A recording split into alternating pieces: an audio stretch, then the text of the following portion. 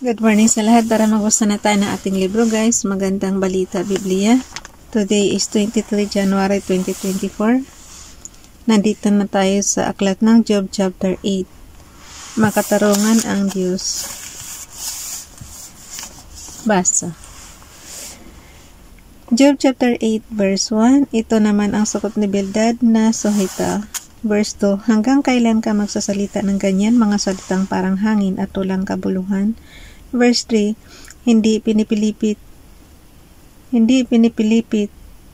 ng Diyos ang katarungan.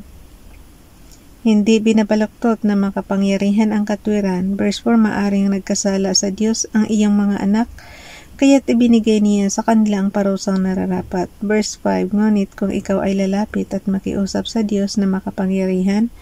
Verse 6, kung ikaw ay talagang tapat at malinis ang kalooban, tutulungan ka ng Diyos, gagantipalaan at ibabalik niya ang iyong sambahayan. Verse 7, maliit na bagay ang mga nawala mong kayamanan, kung ihahambing ang sa iyo'y kanyang ibibigay. Verse 8, alamin mo ang mga nagdaang kasaysayan, itanong sa matatanda ang kaalamang natuklasan.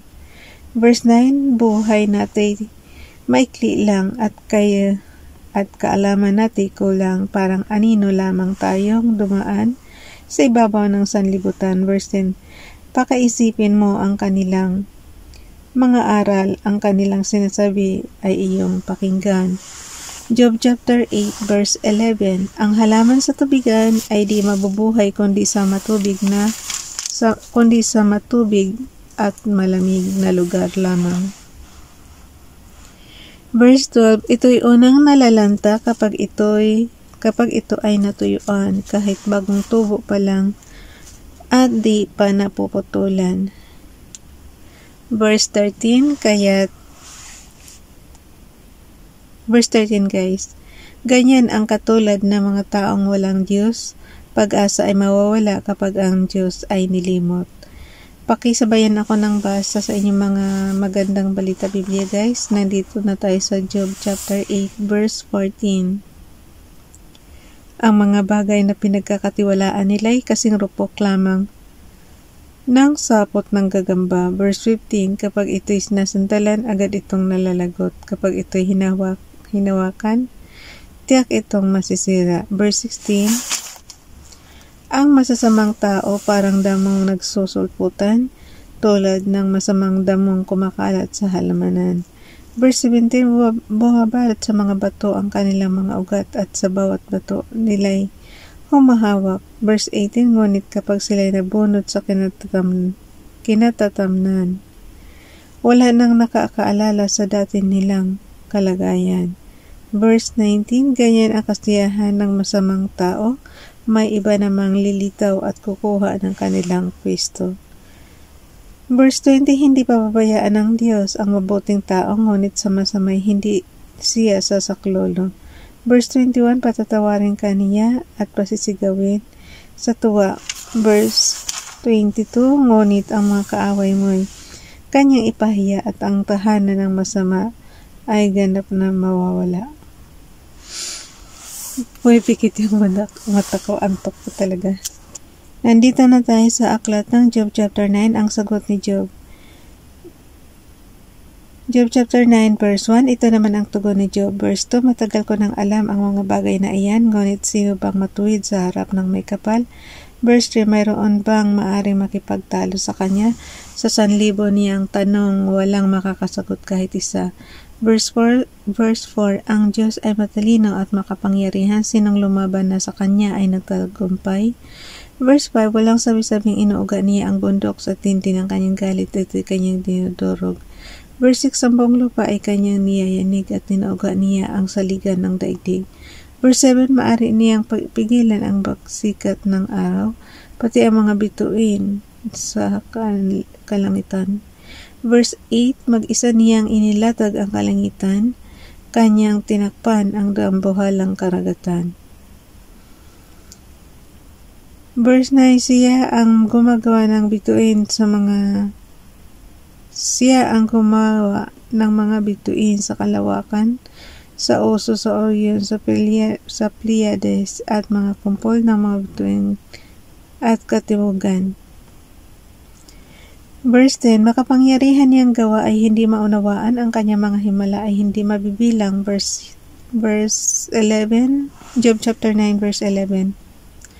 Siya ay nagdaraan, ngunit hindi ko mamasdan. Siya ay kumikilos, ngunit hindi ko maramdaman. Verse 12, nakukuha niya ang anumang magustuhan at sa kanya ay walang makahadlang. Walang makakapagtanong, bakit mo ginawa iyan? Verse 13, ang puot ng Diyos ay hindi maglulubag.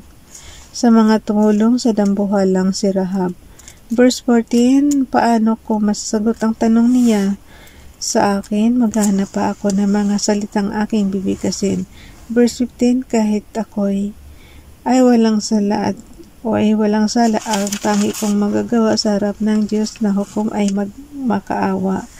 Verse 16, kahit bayaan niyang ako'y magsalita, hindi ko rin matiyak kung ako'y papakinggan nga. Verse 17, malakas na bagyo at mga sugat ang sa akin ibinigay, kahit wala naman siyang sapat na dahilan. Verse 18, ang hininga ko ay halos kanya nang lalagutin. Mahaba-haba pala to, guys.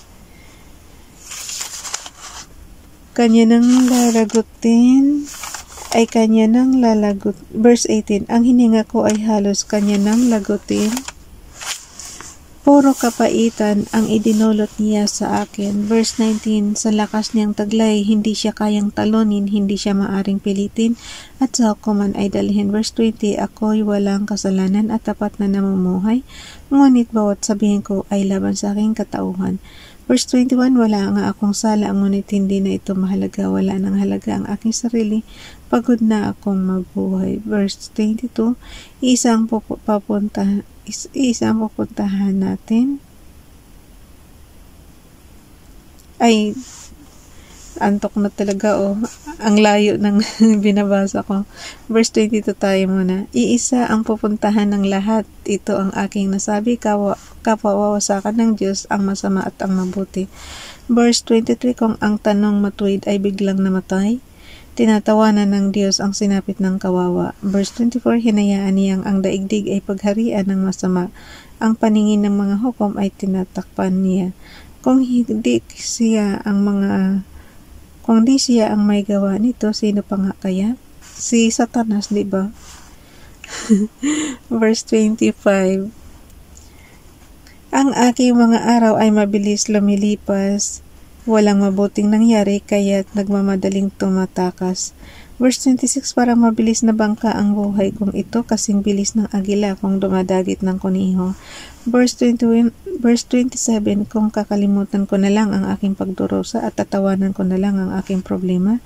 Verse 28, nangangamba ako sa inyong ipalagay na ang kasawian ko ay bunga ng aking kasalanan. Verse 29, kung ako'y napatunayan ng nagkasala, anong pagsisikap ang magagawa ko pa? Verse 30, hindi ako malilinis ng kahit anong sabon, hindi na ako puputi, kuskusin man ng apog. Verse 31, matapos mo akong ihagis sa napakaruming balon, ikinahihiya ako, maging ng aking sariling damit. Verse 32, kung ang Diyos ay tao lang, siya ay aking sasagutin, kahit umabot sa hukuman ng aming usapin. Verse 33, ngunit sa aming dalawa ay walang tagapamagitan upang alitan namin ay kanyang mahatulan. Job chapter 9 verse 34, ang pamalo ng Diyos sana ilayo na sa akin, at huwag na sana niya akong gambalain. At huwag na sana niya ako na ba yan? Ano ba yan, guys? Iba na yung nababasa ko, Okay, ulitin ko. Verse 34, ang pamalo ng Diyos sana'y ilayo sa akin, at huwag na sana niya akong takutin. Job chapter 9 verse 35, at inahayag ko ang nais kong sabihin sapagkat ako ang nakakaalam ng sarili kong damdamin. Bukas na itong guys, yung chapter 10, idinaing ni Job ang kanyang kalagayan. Antok na ako, kung saan pumipikit yung mata ko, babalik ako ng tulog. Masyadong late na ako natulog kanina Okay, bye everyone, God bless.